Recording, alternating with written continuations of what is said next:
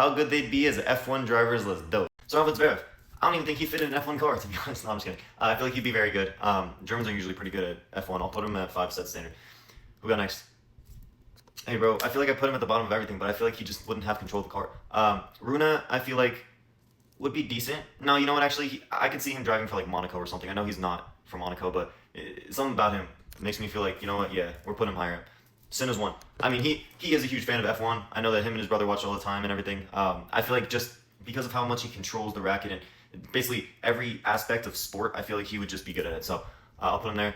Herkosh, I feel like would be decently good at F1. I feel like I wouldn't rate him as, you know, as good as some other people though, to be honest. Medvedev would just crash out, and I don't mean that in like a he hits the very. I mean he would just get pissed off at his team all the time, so he's gonna go at 9. Who do we have next?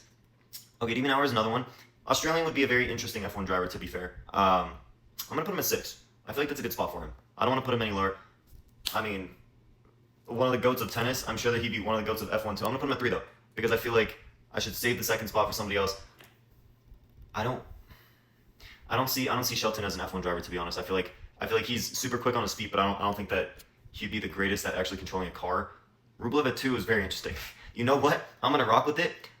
I think that he would also just absolutely crash out at his team. I know he's a nice person and everything, but just on the court, it would give me very, he gives me the vibes of like, I'm just going to run over people with my car. He's going to leave the track and run people over. So I'll put him at 2. I don't feel great about that, but to be honest, I think it's hilarious. So let me know what y'all think. Which one of these players will be the best F1 driver?